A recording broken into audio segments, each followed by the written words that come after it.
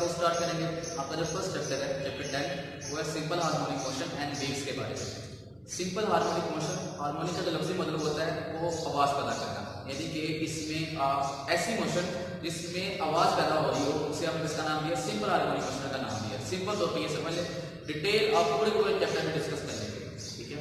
Waves बच्चों basically होती है एनर्जी ट्रांसफर, ठीक है। आपने चैप्टर 9 में 9th क्लास में वहाँ पे लगभग पढ़ा होगा वेव्स के बारे में, जिसमें आपकी एनर्जी ट्रांसफर हो रही है।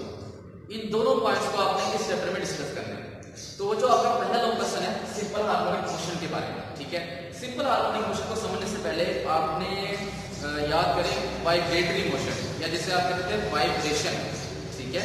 वो आपने 9th क्लास में पढ़ा होगा कि to and fro motion about the mean position, कि बॉडी की टू एंड फ्रो मोशन को आपने किसका नाम दिया, वाइब्रेशन का नाम दिया, ठीक है। और जो इसका एक नाम वाइब्रेटरी मोशन है, इसे आप साइक्लिक मोशन भी कह सकते हैं, इसे आप ऑसिलेटरी मोशन भी कह सकते हैं, ठीक है। ये तीनों नाम इसके लिए करते हैं। एक और डेफिनेशन बताती है इसकी, motion around a fix point, एक फिक्स पॉइंट या एक मीन पॉइंट के इर्द गिर्द अपनी दोहराई जाने वाली मोशन को भी आप वाइब्रेटरी मोशन या ऑसिलेशन का नाम देते हैं, ठीक है। एग्जांपल जरा समझ लें।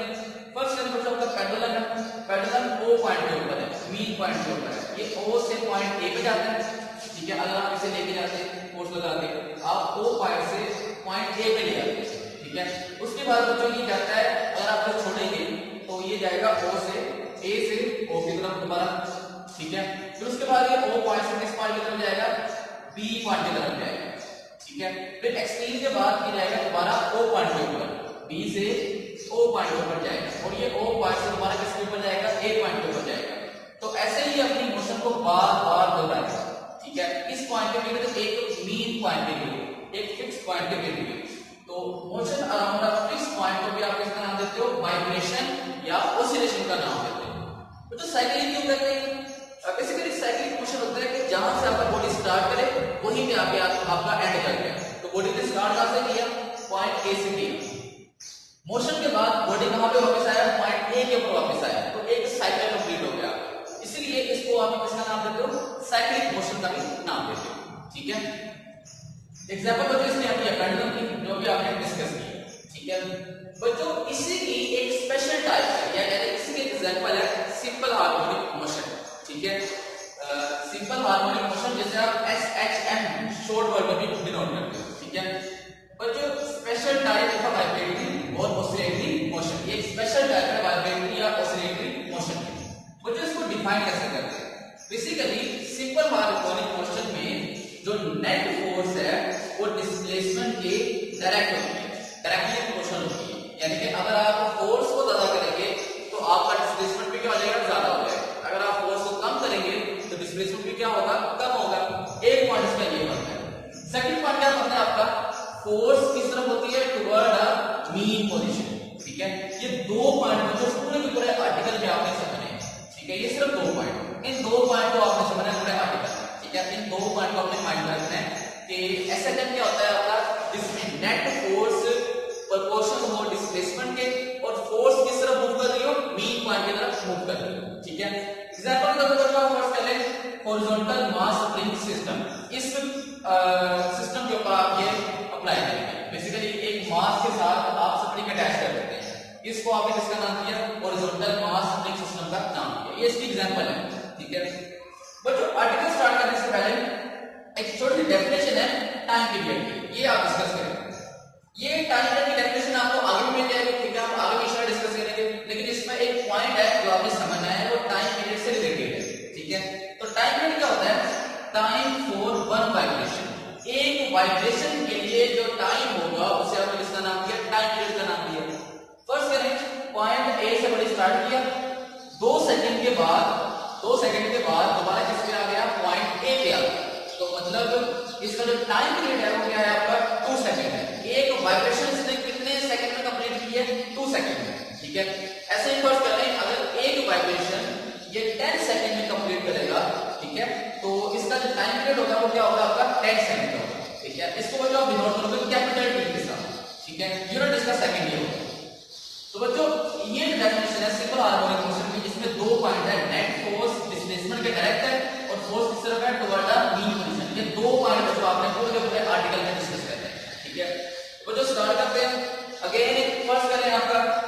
हॉरिजॉन्टल मास स्प्रिंग सिस्टम आप एक वर्क करें। हॉरिजॉन्टल से बात क्या है, एक्स एक्सिस की तरफ मूव कर रहा है। मास स्प्रिंग यानी कि स्प्रिंग को मास क्या कर दिया, अटैच कर दिया, ठीक है। तो बच्चों एक हॉरिजॉन्टल मास स्प्रिंग सिस्टम है, स्प्रिंग को आपने अटैच किया मास के साथ, ठीक है। बच्चों बेसिकली आप इस मास के पकड़ के एक्सट्रीम पॉइंट पर ले आते हैं, पॉइंट ए के ऊपर, ठीक है। आपने फोर्स लगाई, आपने खींचा, खींचने के बाद ये आ गया पॉइंट ए के ऊपर, ठीक है।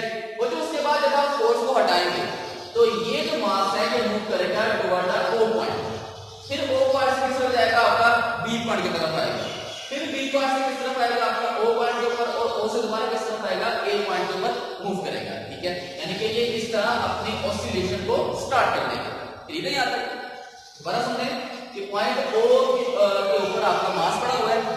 बच्चों इसको आप फोर्स लगा के पॉइंट ए के ऊपर ले आते हैं, ठीक है। जब आप पॉइंट ए के ऊपर लेके आएंगे, ठीक है बच्चों, बेसिकली जब आप पॉइंट ए के ऊपर लेके आते हैं तो इस पॉइंट के ऊपर आप जब जो फोर्स है आपकी जो आपने अप्लाई की हुई है, जब ये आप छोड़ेंगे तो ये बॉडी को क्या करेगा, मूव करेगा। मूव करने से क्या मुराद है, इसके ऊपर फोर्स अप्लाई हो रही है, इसके ऊपर क्या अप्लाई हो रही है, फोर्स अप्लाई हो रही है। देखिए ना, ये मूव कर रहा है, और अगर मूव तभी करेगा जब इसके ऊपर फोर्स अप्लाई होगी, ठीक है। तो जो हम ये कहते हैं कि जब आप पॉइंट ओ से पॉइंट ए के ऊपर लेके आते हैं, ठीक है, तो बच्चों इसके अंदर एक फोर्स स्टोर होती है, इसके अंदर एक फोर्स जमा हो जाती है, जिसे आपने किसका नाम दिया, रीस्टोरिंग फोर्स का नाम दिया, ठीक है। कैसे पता चला कि इसके अंदर फोर्स जमा होती है, वो तो देखिए ना, अपने माइंड में रखें कि जब आप यहाँ से फोर्स को खत्म करते हैं, अपने हाथ को पीछे हटाते हैं, तो बच्चों बॉडी खुद ब खुद मूव करते हैं, आप फोर्स अप्लाई नहीं करते, लेकिन बॉडी खुद ब खुद मूव करेगा। और मूव करने से क्या मराद है, बॉडी के ऊपर फोर्स अप्लाई हुई है। और वो फोर्स कब अप्लाई हुई है, जब आप उसे पॉइंट ओ से पॉइंट ए के ऊपर लेके आए। तो बच्चों जो फोर्स, और जब पॉइंट ओ से पॉइंट ए के ऊपर आप लेके आते हैं तो उसके अंदर जो फोर्स स्टोर हो गई है उसे आपने किसका नाम दिया, रीस्टोरिंग फोर्स का नाम दिया। बच्चों क्लियर है यहाँ तक? तो रीस्टोरिंग फोर्स समझ आ गया होगा कि जब आप पॉइंट ओ से बॉडी को ए के ऊपर लेके आते हैं तो बॉडी के अंदर एक फोर्स स्टोर होती है, उस फोर्स को आपने रीस्टोरिंग फोर्स का नाम दिया। तो जिसको आप डिफाइन करोगे, force which is directed toward the mean position, वो फोर्स जो बॉडी को मीन की तरफ लेके जाए। देखिए ना, पॉइंट ए के ऊपर, पॉइंट ए से बॉडी किस तरफ जाएगा, पॉइंट ओ की तरफ जाएगा। तो वो जो रीस्टोरिंग फोर्स की जो डायरेक्शन है वो किस तरफ होगी, आपकी पॉइंट ओ से ए से ओ की तरफ होगी, ठीक है। वो बॉडी को हमेशा किस तरफ लेके जाएगा, टुवर्ड द मीन पोजीशन लेके जाएगा। बच्चों ये पॉइंट याद रखें, ये काफी आगे इस्तेमाल होगा कि रीस्टोरिंग फोर्स हमेशा बॉडी को टुवर्ड द मीन पोजीशन की तरफ पुश करता है। उसके अलावा बच्चों आप पॉइंट ओ से ए के ऊपर आप बॉडी को लेके आएंगे, ठीक है। तो पॉइंट ओ से जब ए के ऊपर लेके आएंगे तो आपका जो डिस्प्लेसमेंट है वो ओ से ए की तरफ होगा, और डिस्प्लेसमेंट यहाँ पे शो किया गया है एक्स के साथ, ठीक है। एक्स यहाँ पे आपका डिस्प्लेसमेंट है। तो दो डायरेक्शन और करें, एक है आपकी ओ से ए की तरफ, और जो फोर्स की डायरेक्शन है वो आपकी ए से ओ की तरफ आ रही है, ठीक है। तो बच्चों इस पॉइंट को माइंड में रखें। इसके रिलेटेड आप क्वेश्चन लिखते हैं F directly proportional to minus x, मतलब जितनी ज्यादा आप फोर्स लगाएंगे उतना ज्यादा डिस्प्लेसमेंट आपका कवर होगा। अगर आप फोर्स ज्यादा लगाएंगे तो आपका डिस्प्लेसमेंट यहाँ तक आ जाएगा, अगर आप फोर्स कम लगाएंगे तो डिस्प्लेसमेंट क्या होगा, आपका कम होगा। तो बच्चों F डायरेक्टेड है किसके, डिस्प्लेसमेंट के, ठीक है। दरमियान में क्या है आपका, नेगेटिव साइन। नेगेटिव साइन क्या शो कर रहा है, ऑपोजिट डायरेक्शन को शो कर रहा है। मतलब आप अगर गौर करें, जो फोर्स की डायरेक्शन है, जो रीस्टोरिंग फोर्स है, वो आपकी ओ से ए की तरफ आ रही है, सॉरी ए से ओ की तरफ आ रही है, directly toward the mean position. इसकी डेफिनेशन बेसिकली यही है कि ऐसी फोर्स जो बॉडी को मीन की तरफ लेती है, ठीक है। और डिस्प्लेसमेंट किस तरफ कवर हुआ है आपका, मीन से एक्सट्रीम की तरफ, यानी कि पॉइंट ओ से पॉइंट ए की तरफ, ठीक है। तो इन दोनों की जो डायरेक्शन है वो क्या है, ऑपोजिट है, इस वजह से आपके आगे यहाँ पे नेगेटिव आ गया। क्लास समझ आ गई? अब ये आपकी डेफिनेशन, ये डेफिनेशन है आपकी। जरा गौर करें, जो आपकी फोर्स है वो प्रोपोर्शनल है डिस्प्लेसमेंट के, अकॉर्डिंग टू एस एच है, ठीक है। यही आपने साबित किया कि आपकी जो फोर्स है वो डिस्प्लेसमेंट के डायरेक्टेड है, लेकिन नेगेटिव साइन क्या शो कर रहा है, ऑपोजिट डायरेक्शन को शो कर रहा है, ठीक है। और आपने फोर्स को भी ये बयान किया, रीस्टोरिंग फोर्स को, कि ऐसी फोर्स जो बॉडी को टुवर्ड द मीन पोजीशन की तरफ लेके आए, ठीक है। जो बॉडी को मीन की तरफ लेके आ रही है उसे आपने किसका नाम दिया, रीस्टोरिंग फोर्स का नाम दिया।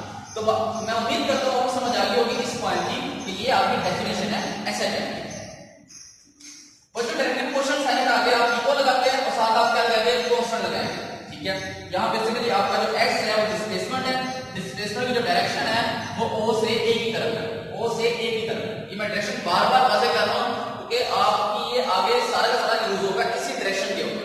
ठीक है, तो रीस्टोरिंग एफ है आपका, वो रीस्टोरिंग फोर्स है। ठीक है, और जो रीस्टोरिंग फोर्स है वो ए से ओ की तरफ है, इसके उलट है। ठीक है, जिसकी वजह से आपके क्या आगे नेगेटिव आ गया। ठीक है, के यहाँ पे बेसिकली क्या है, स्प्रिंग कांस्टेंट है। ठीक है, ये अलग से शॉर्टकट से आता होता है स्प्रिंग कांस्टेंट के बारे में डिफाइन स्प्रिंग कांस्टेंट। तो बच्चों ये इंपॉर्टेंट है। स्प्रिंग कांस्टेंट बच्चों बेसिकली क्या होता है, यहां से के को अलग कर लें तो ये आपका के बराबर आ जाएगा माइनस एक्स, इस तरफ आके डिवाइड हो गया माइनस एफ ओवर एक्स। ठीक है, तो यहां से आप डिफाइन करोगे कि ratio of restoring force and displacement, force और डिस्प्लेसमेंट का। ठीक है, रीस्टोरिंग फोर्स और डिस्प्लेसमेंट की जो रेशियो है वो इसके बराबर है, स्प्रिंग कांस्टेंट के बराबर है। और जो डिपेंडेंस ऑफ के किस पे डिपेंड करते हैं बच्चों, सबसे पहले ये आपका मटेरियल पे डिपेंड करता है कि कौन सा मटेरियल आप इस्तेमाल करेंगे। अगर आपका आयरन का स्टील है तो उसकी के वैल्यू और होगी, अगर आपका स्टील का स्प्रिंग है तो बच्चों उसकी जो के की वैल्यू होगी वो और होगी। अगर आपका कॉपर का स्प्रिंग है तो उसकी के की वैल्यू और होगी। मतलब ये जो सा मटेरियल आप इस्तेमाल करेंगे एक तो उस पर डिपेंड करेगा। सेकंड पर जो डिपेंड करेगा स्टिफनेस के ऊपर, स्प्रिंग कितना हार्ड है कितना सॉफ्ट है। बच्चों अगर तो स्प्रिंग की वैल्यू हार्ड है, मतलब स्प्रिंग आपका सख्त हुआ हार्ड हुआ, तब तो के की वैल्यू आपकी ज्यादा होगी। अगर स्प्रिंग आपका सॉफ्ट हुआ तो के की वैल्यू क्या होगी, आपकी कम होगी। बच्चों यूनिट ऑफ के हमारा क्या निकलेगा, न्यूटन पर मीटर। ठीक है, यहां से निकाल लें, यहां से आपका निकलेगा फोर्स का यूनिट क्या है, न्यूटन, डिस्प्लेसमेंट का यूनिट क्या आ गया, मीटर। ठीक है, तो न्यूटन पर मीटर इसका यूनिट आ गया। बच्चों मैंने इसको इसलिए एक्सप्लेन कर दिया है क्योंकि आपका शॉर्ट क्वेश्चन आता है। ठीक है, और आपने ऐसे लिखना है। अच्छा क्लास, आपकी फोर्स की जो वैल्यू होती है वो क्या होती है, F इक्वल टू ma। ये आप 10th क्लास 9th क्लास में पढ़ के आ गए। वो जो आपकी दो इक्वेशंस हैं, एक है इक्वेशन 1, एक है इक्वेशन 2। ठीक है, इन दोनों को आप कंपेयर करें। कंपेयर से क्या मराद है, इसकी लेफ्ट हैंड साइड इक्वल है, इनकी राइट हैंड साइड भी क्या करते हैं, इक्वल करते हैं। तो बच्चों आपने इनकी राइट हैंड साइड भी इक्वल करनी है। इक्वल करने के बाद आप एक्सेलरेशन को अलग करें, मास इस तरफ क्या हो जाएगा, डिवाइड हो जाएगा। तो आपका minus a over m equal आ गया इनटू x के। ठीक है, a बराबर है minus k over m into x। और जी यहाँ पे k भी कांस्टेंट है, स्प्रिंग कांस्टेंट, मास m भी कांस्टेंट है, जो आप यहाँ पे अप्लाई करेंगे। ये दोनों के दोनों कांस्टेंट है। तो बच्चों ये दोनों कांस्टेंट हो गए।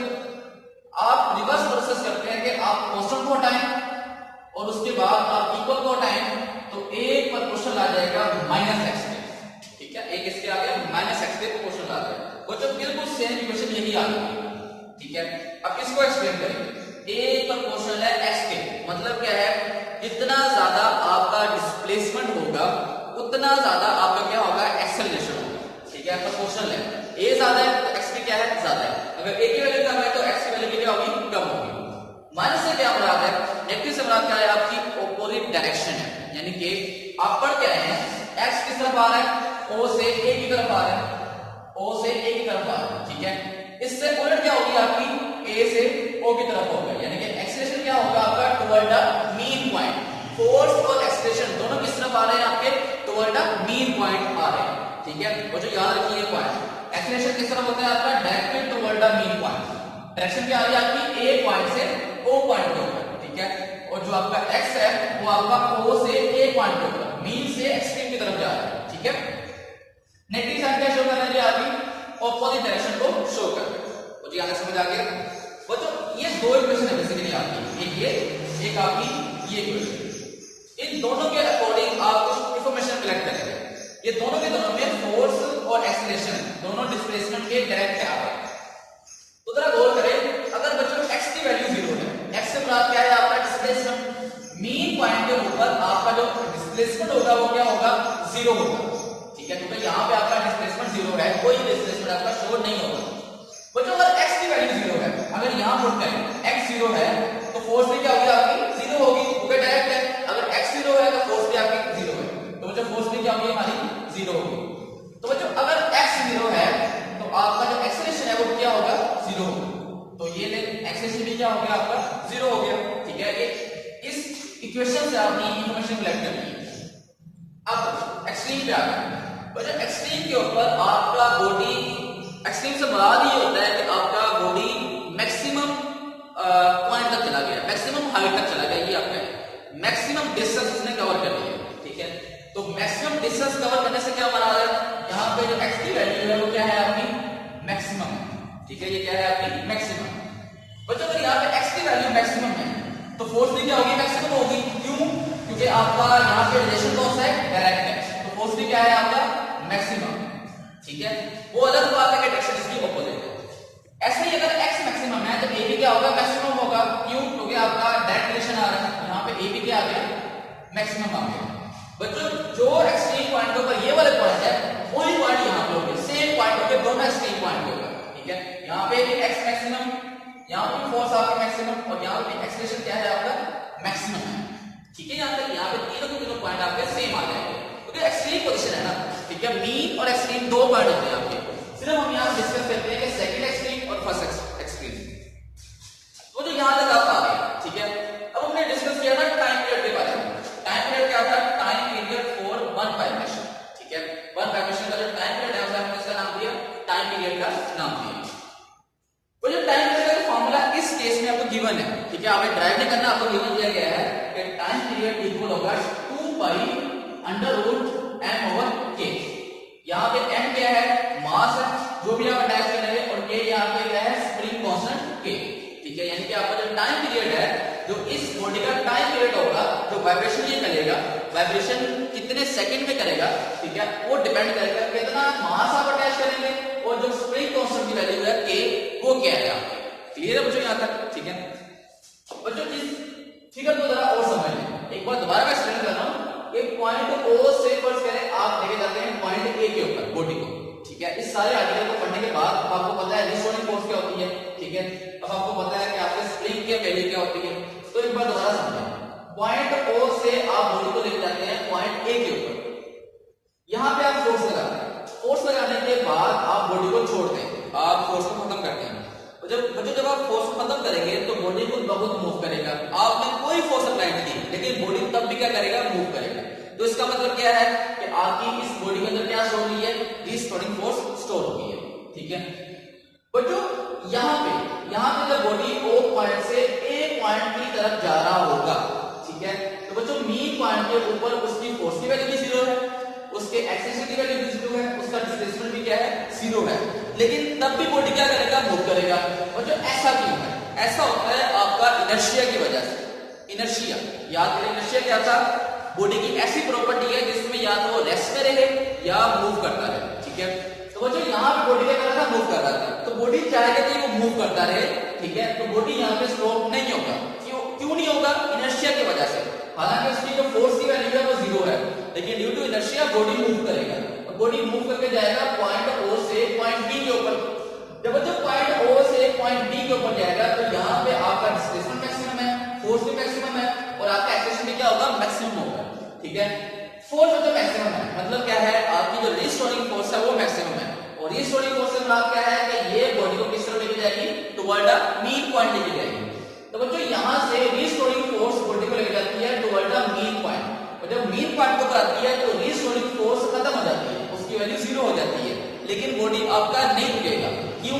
ड्यू टू इनर्शिया, ठीक है। इनर्शिया की वजह से बॉडी आपका दोबारा पॉइंट O से पॉइंट A के ऊपर आएगा। यहाँ पे दोबारा आपकी रिस्टोरिंग फोर्स क्या होगी? मैक्सिमम होगी, और दोबारा बॉडी किस तरफ मूव करेगा? Toward the mean point move करेगा। मीन के ऊपर दोबारा आपकी फोर्स 0, लेकिन इनर्शिया की वजह से आपकी बॉडी क्या करेगा? पॉइंट B की तरफ मूव करेगा, और ऐसे पर जो ये आपकी मोशन जो है वो कंटिन्यूअसली जाएगी, ठीक है। और ये आपके किसकी एग्जांपल आ गई है? वाइब्रेटरी मोशन या ऑसिलेटरी मोशन की एक एग्जांपल है, ठीक है। वो जो इस सब आर्टिकल में, इस पूरे के पूरे आर्टिकल में याद रखें आपने निग्लेक्टेड फ्रिक्शन, आपने फ्रिक्शन को निग्लेक्ट कर दिया, ठीक है। जितने भी फ्रिक्शन है यहाँ पे उन सबको आपने निग्लेक्ट किया। तो बच्चों ये आपका फर्स्ट लॉन्ग क्वेश्चन है, ठीक है। बच्चों ध्यान से सुनिएगा, ठीक है। अगर एक बार समझ आए दूसरी बार सुनिएगा इंशाल्लाह आपको जरूर समझ आएगा, क्योंकि आपका ये स्टार्ट है। तो स्टार्ट में बच्चों आपको कुछ प्रॉब्लम हो सकती है, आपका नेट का कॉन्सेप्ट भी आपका क्लियर होना चाहिए, ठीक है।